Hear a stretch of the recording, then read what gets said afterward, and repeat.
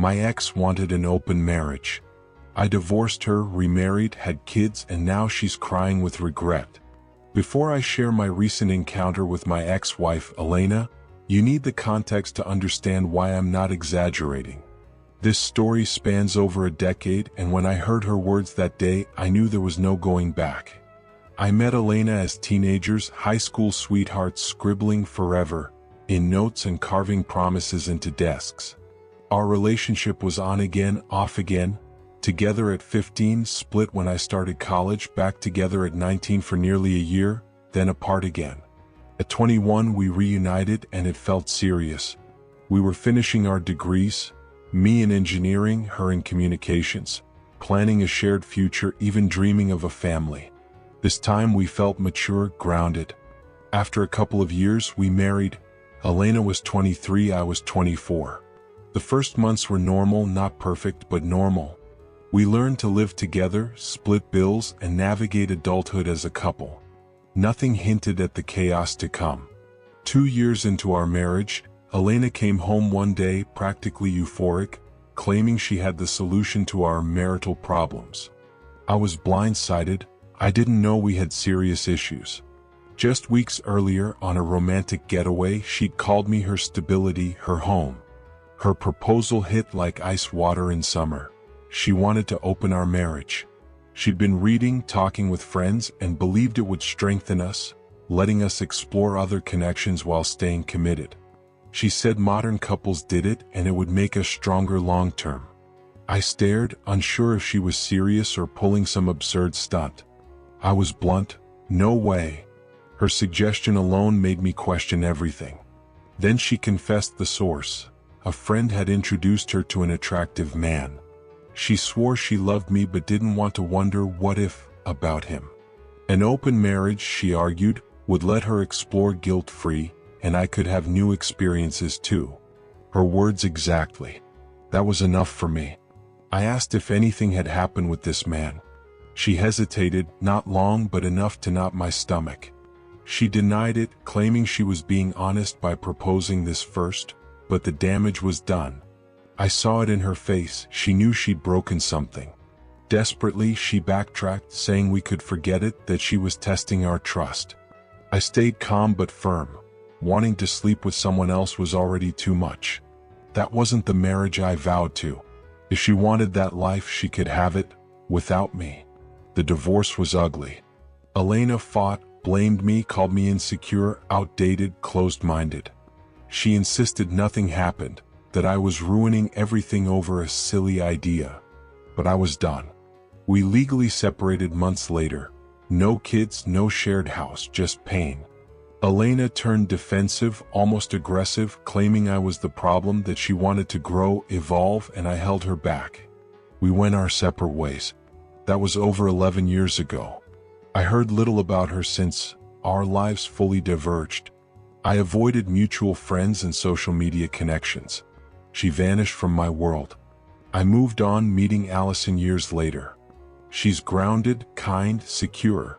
Not a fiery romance like Elena, but a steady one built on patience and respect. With Allison I found peace, not fleeting thrills. We married after 3 years, had a daughter, now 4, and Allison is 6 months pregnant with our son. Life was calm, until I ran into Elena by chance.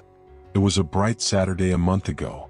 Allison was at her mom's with our daughter, and I was strolling downtown, enjoying a quiet lunch and walk.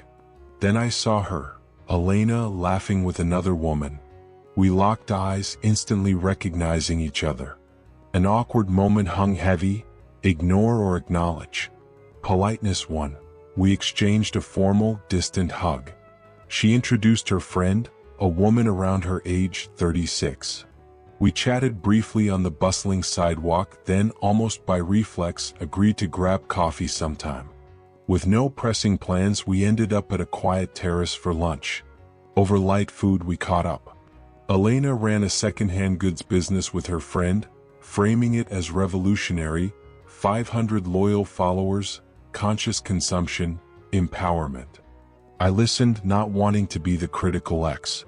If it worked for them, great. She hadn't remarried, had intense adventures, and a wild phase, as she called it with a bitter laugh, traveling and meeting interesting people. I did what I wanted, no explanations, she said, then looked me in the eyes. No offense, but divorcing was the best thing we did. We were too young, didn't know the world. I nodded, avoiding debate. I'd moved on. She noted I looked good, asked about my life. I shared briefly. I worked in distribution, made a career, married Allison, had a 4-year-old daughter and another child on the way. We'd bought a cozy suburban house. Life wasn't perfect, but I was happy. Her confident smile faltered, a crack in her facade. Her friend, chatty until then, fell silent as if sensing something off. I wasn't boasting, just answering honestly, but Elena's reaction puzzled me.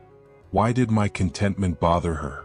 Curious, I asked about the man who sparked her open marriage idea, not accusingly, just wondering.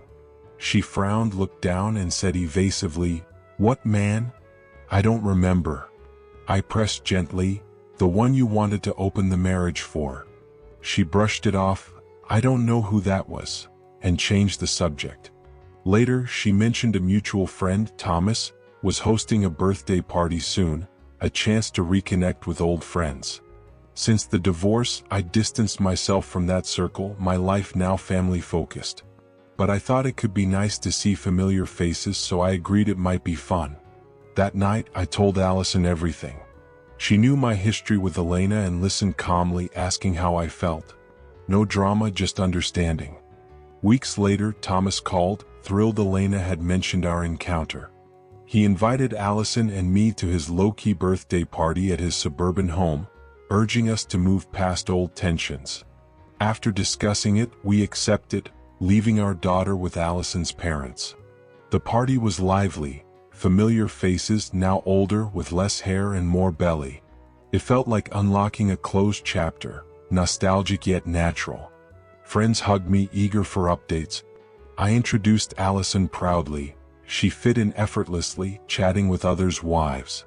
Elena and her friend were there, exchanging a brief, tense hello. The night was warm, good food, beers, shared memories. But Elena's behavior stood out. She hovered nearby, not joining conversations but watching, listening as if tracking me. I brushed it off as coincidence, but her presence grew heavy. She drank heavily, her loud laughs turning quiet, her mood darkening. By night's end, she sat alone in a corner, scowling, her friend gone. Allison and I enjoyed ourselves, laughing with old friends over high school antics. Then Elena stormed over, bottle in hand, visibly drunk. She slammed her glass on the kitchen counter where we sat, startling everyone. "I should be her," she slurred, pointing at Allison. Silence fell, the party's hum replaced by a tense buzz. All eyes turned to us. Elena broke into loud, theatrical sobs, covering her face. "It's not fair," she cried. "I should be with you, pregnant, with a daughter, a real life." No one moved. Some looked away embarrassed. Others stared, pity mixing with shock. "At my age, no one wants anything serious," she wailed. "They just want fun, not to build something. I wanted a family too." She collapsed to the floor, a sobbing heap.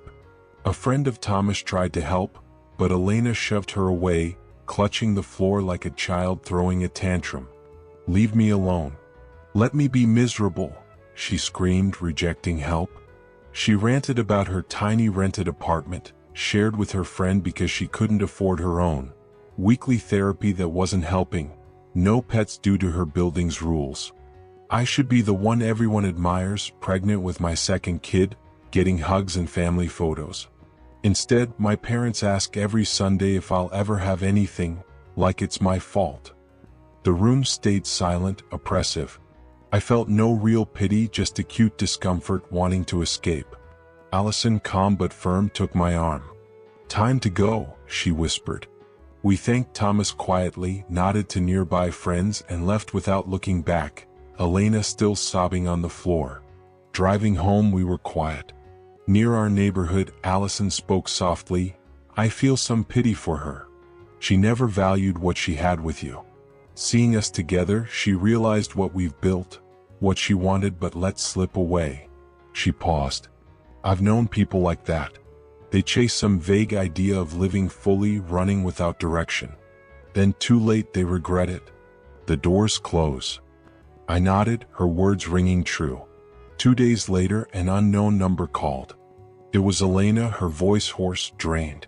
She was deeply ashamed of the party, apologizing for making us uncomfortable. The alcohol, she said, brought out her worst, unfiltered frustrations. She asked me to pass her sincere apologies to Allison and suggested lunch to make amends in person.